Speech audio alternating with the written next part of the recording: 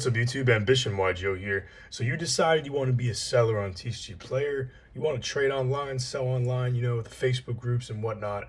I am making this video to educate you guys on how to ship cards the correct way, depending on what you're doing and depending on the situation. So I wanted to make this video because I've done quite a bit of selling on TCG Player in the past year. I actually started in December 2020, and it's a really cool experience.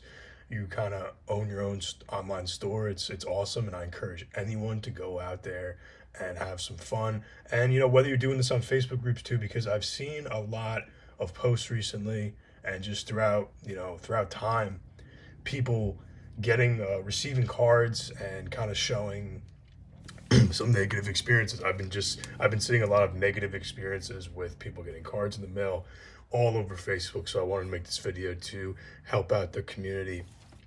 All right, so this example here, here is a simple order on TCG Player. Somebody picked up a playset of Parallel Exceeds from a common near mint first editions from Eternity Code, the first printing, and they ran 30 cents a pop. And they, it's a card that relatively went up. When the set first came out, it was like 10 cents. And I bought a couple boxes of Eternity Code during the time. And I just kept all these common Parallel Exceeds because I knew at some point these cards would go a little bit up. They're penny stocks. People have been picking up a lot of playsets for me. So 30 cents, this total order is about like 90 cents. So nothing crazy in terms of value, but it does add up over time. That's why, you have some fun selling and all that kind of good stuff. But how you would package this, since these, this is like a 90-cent order total, you'll need two things. You need a penny sleeve and a top loader. So grab the penny sleeve. And what I usually do is I pop one in, I take the other, I put it in front,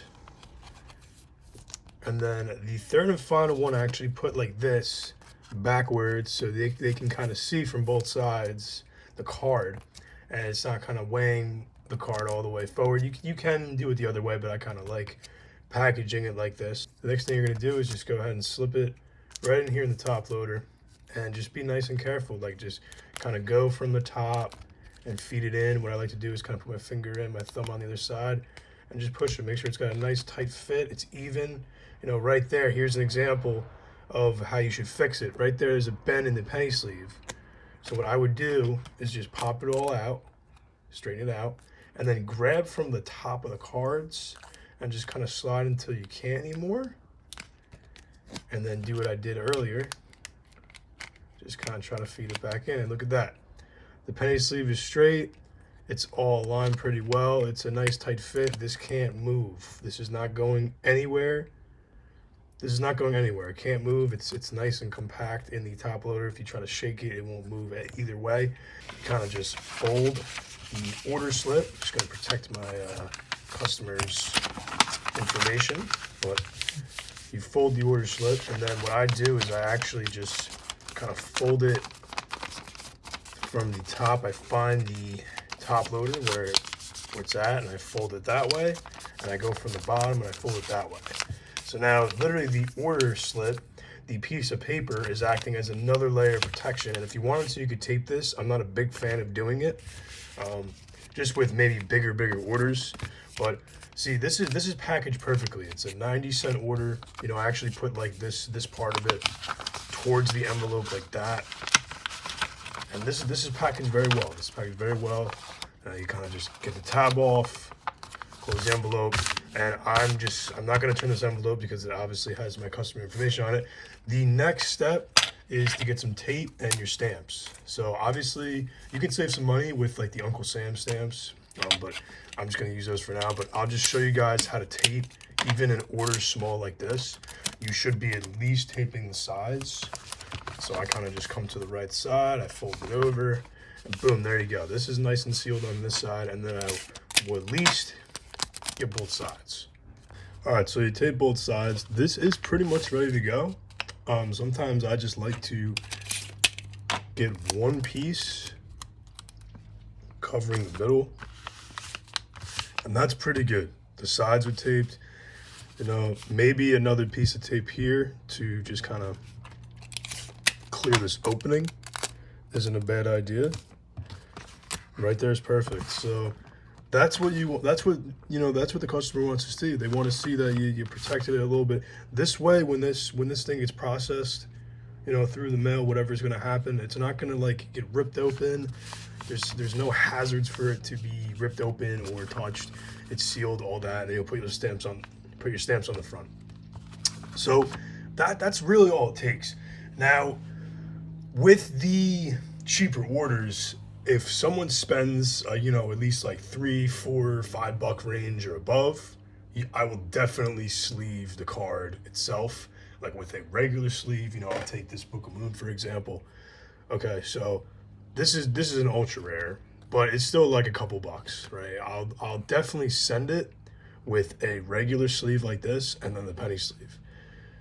So that's something to keep in mind. Like when you kind of sell a little bit more volume, or the order is above like $5, $4 or $5 and above, I'll do that for them because it's just an extra layer of protection. This is another place that a Parallel Exceed ready to go out, but same thing here.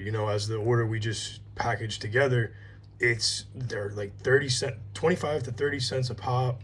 This is not crazy value. The customer's not going to mind if you don't sleeve it completely.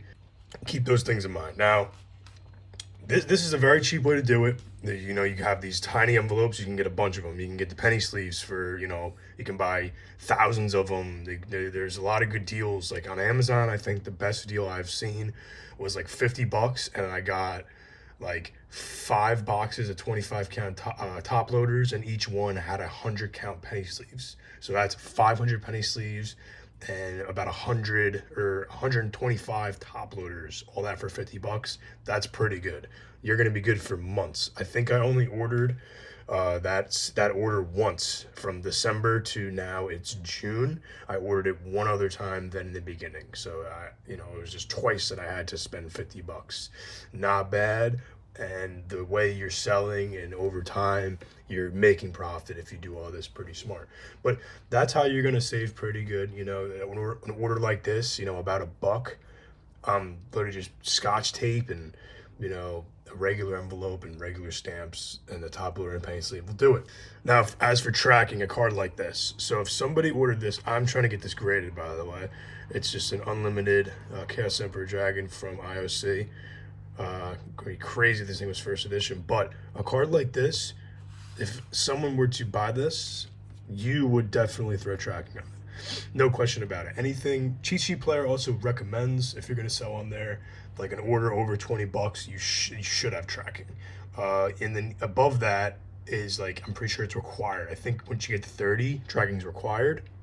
So like this, I would actually go to my local post office, get a padded envelope, where you can buy them at a Staples or a big box store online too. You can buy your own just to still do it all at home.